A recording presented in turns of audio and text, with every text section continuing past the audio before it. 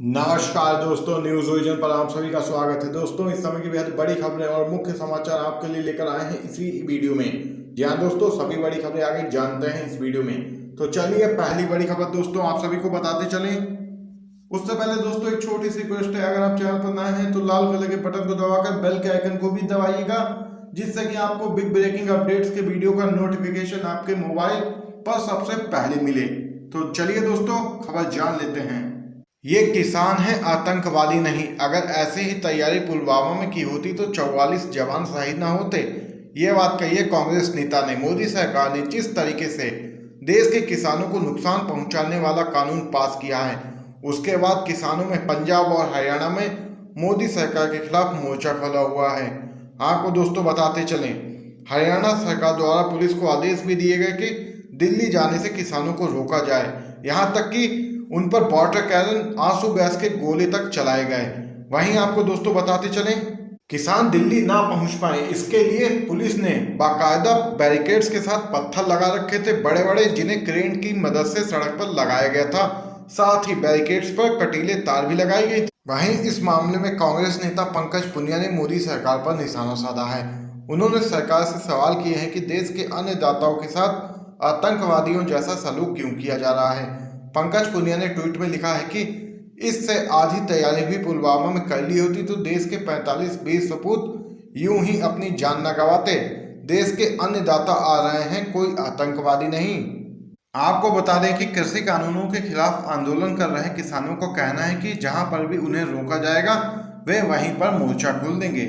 इसी के साथ दोस्तों अगली बड़ी खबर आपको बताते चलें। आपको याद होगा 2014 में प्रधानमंत्री मोदी ने एक नारा दिया था, बहुत हुआ किसानों पर अत्याचार, अब की बार मोदी सरकार। अब 6 साल बाद यही मोदी सरकार किसानों पर अत्याचार करने में कोई कसर नहीं छोड़ रही है। चुनावों के समय अपने को किसान हितैषी कहने वाली बीजेपी अब खामोश बैठी हुई है। बीजेपी के लोग भी ये कह रहे हैं कि कोरोना है, इसलिए किसानों को दिल्ली नहीं आना चाहिए। वहीं आप नेता स्वाति मालीवाल ने ट्वीट करके कहा है कि किसान है इसलिए कोरोना के डर से उन्हें रोक दिया। चुनाव होते तो अभी लाखों की भीड़ को इकट्ठी करके भाषण सुनाते मोदी जी। गौरतलब है कि विपक्षी पार्टियों के मना करने के बावजूद भी बिहार में विधानसभा के चुनाव करवा दिए गए, जबकि विभिन्न राज्यों में उपचुनाव तक कराए गए। तो देख सकते हैं, बीजेपी चुनाव आती है तो कोरोना का डर खत्म हो जाता है, और वहीं बीजेपी बाद में कोरोना का डर दिखाकर किसानों को दिल्ली जाने से रोकती है। तो देख सकते हैं मोदी सरकार में ये कैसे घटनाक्रम हो रहा है, और मोदी बार बार किसानों के विरोध में पुलिस का प्रयोग करके उन्हें रोक रहे हैं दिल्ली आने से, जिससे कि वह शांतिपूर्ण तरीके से धरना प्रदर्शन ना कर पाए। बेहद बड़ी खबर दोस्तों आपको बताते चलें, आर्थिक तंगी के चलते भारत वापस जा रहे हैं हिंदू सिख शरणार्थी। सीएए के बावजूद नहीं मिली है नागरिकता। सीएए एनआरसी को लेकर मोदी सरकार ने पूरे देश को गुमराह किया है, जिसकी वजह से पाकिस्तान से आए अल्पसंख्यक हिंदुओं को शर्मसार होना पड़ा है। अब ये पाकिस्तानी हिंदू ना घर के रहे ना घाट के। दरअसल भारत में रह रहे पाकिस्तानी हिंदुओं और सिखों का एक जत्था बीते गुरुवार को वापस अपने देश पाकिस्तान लौट जाने के लिए प्रयास करता रहा। सीएए कानून को लागू हुए 1 साल हो गए हैं, मगर अभी तक इन शरणार्थियों को भारतीय नागरिकता नहीं मिल पाई है। आर्थिक तंगी के चलते उन्हें भारतीय नागरिकता के सपने को छोड़ देना पड़ा है। दूसरी तरफ एक सच्चाई ये भी है कि भाजपा और मोदी सरकार ने इन कानूनों का अपने लिए राजनीतिक फायदा उठाया है।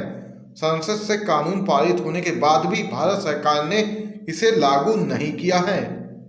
तो देख सकते हैं दोस्तों, ये बड़ी खबर सामने निकल के आई है। इसी के साथ अगली बड़ी खबर आपको बताते चलें, मोदी सरकार की क्रूरता के खिलाफ डटकर खड़ा है देश का किसान। ये बात कही है राहुल गांधी ने। कांग्रेस के पूर्व अध्यक्ष राहुल गांधी ने केंद्रीय कृषि कानूनों के खिलाफ किसानों के दिल्ली चलो मार्च की पृष्ठभूमि में दावा किया है कि केंद्र सरकार की क्रूरता के खिलाफ देश के सभी किसान डटकर खड़े हैं। उन्होंने दिल्ली पहुंचने का प्रयास कर रहे किसानों पर पानी की बौछार करने से जुड़ा एक वीडियो साझा कर सरकार पर निशाना साधा है। आपको बताते चलें दोस्तों, और वहीं दोस्तों राहुल गांधी ने इसको लेकर एक कविता भी शेयर की है। नहीं हुआ है अभी सवेरा, पूरब की लाली पहचान, चिड़ियों के जागने से पहले खाट छोड़ उठ गया किसान।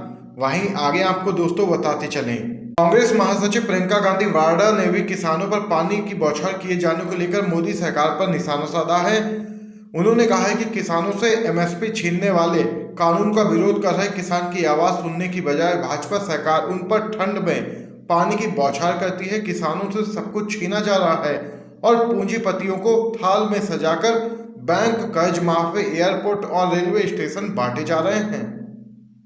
गौरतलब है कांग्रेस महासचिव प्रियंका गांधी ने हरियाणा पुलिस द्वारा शंभू बॉर्डर पर आंदोलनकारी पंजाब के किसानों को तितर बितर करने के लिए पानी की बौछारों और आंसू गैस का इस्तेमाल करने को लेकर नरेंद्र मोदी सरकार पर निशाना साधा है।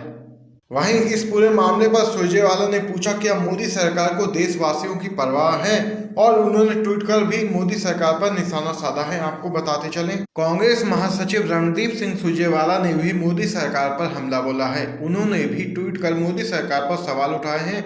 उन्होंने अपने ट्वीट में लिखा, देश का मजदूर हड़ताल पर है, देश के बैंक कर्मी हड़ताल पर हैं, देश का अन्नदाता किसान हड़ताल पर है, देश का बेरोजगार युवा हड़ताल पर है। क्या मोदी सरकार को देशवासियों की परवाह है? क्या ये राष्ट्र सेवा है या राष्ट्र हितों का विरोध? देश फैसला करे। बताते चलें दोस्तों, किसानों ने इस साल सितंबर में संसद में पारित किए गए किसी कानूनों का विरोध करने के लिए दिल्ली तक मार्च करने की पहले ही घोषणा कर दी थी, और वहीं किसान इन कानूनों को रद्द करने की केंद्र सरकार से मांग कर रहे हैं। इसी के साथ दोस्तों अगली बड़ी खबर आपको बताते चलें, किसानों पर पानी की बौछार, आंसू गैस के गोले, बॉक्सर विजेंदर बोले अन्ना जी अब तो आ जाओ। आपको दोस्तों बताते चले, मोदी सरकार ने जिस तरीके से देश के किसानों को नुकसान पहुंचाने वाला कानून पास किया है, उसके बाद किसानों में पंजाब और हरियाणा में मोदी सरकार के खिलाफ मोर्चा खोला हुआ है। बीते कुछ महीनों से किसानों ने पंजाब के कुछ शहरों में लगातार धरना प्रदर्शन तक किया। बीते दिनों से ही किसानों को 26 नवंबर को दिल्ली कूच करने का मुद्दा काफी गरमाया हुआ था। वहीं बीते 2 दिनों से हरियाणा और दिल्ली में किसानों को रोकने के लिए सरकार ने जिस तरह से प्रबंध किए उस पर सवाल खड़े किए जा रहे हैं। हरियाणा सरकार द्वारा पुलिस को आदेश दिए गए हैं कि किसी भी स्थिति में किसानों को दिल्ली जाने से रोका जाए, जिसके चलते पुलिस हरियाणा के बॉर्डर सील कर दिए हैं। वहीं इसके साथ ही किसानों को रोकने के लिए पुलिस ने वाटर कैनन, आंसू गैस के गोलों की बौछार तक की है। आपको बताते चलें दोस्तों, सोशल मीडिया पर वायरल हो रही तस्वीरों में देखा जा सकता है कि किसानों को रोकने के लिए बैरिकेड्स के साथ पत्थर तक लगा रखे हैं। इसके साथ ही बैरिकेड्स पर कटीली तारें भी लगा दी गई हैं ताकि किसान अपने ट्रैक्टर और ट्राली लेकर दिल्ली की तरफ किसी भी हाल में आगे ना बढ़ पाए। दिल्ली हरियाणा से लगे शहरों में धारा 144 लगा दी गई है। वहीं अब इस मामले में ओलंपिक मेडलिस्ट भारतीय बॉक्सर विजेंदर सिंह ने ट्वीट किया है। उन्होंने अन्ना हजारे को याद करते हुए लिखा कि अन्ना हजारे जी अब तो आ जाओ, #भारत बंद। यहाँ पर दोस्तों आज की तमाम बेहद बड़ी खबरें आप लोगों ने जानी है न्यूज ओरिजिन पर। दोस्तों वीडियो पसंद आया तो वीडियो को लाइक करके, शेयर करके और चैनल को सब्सक्राइब करके अपना समर्थन जरूर दर्ज करवाइए।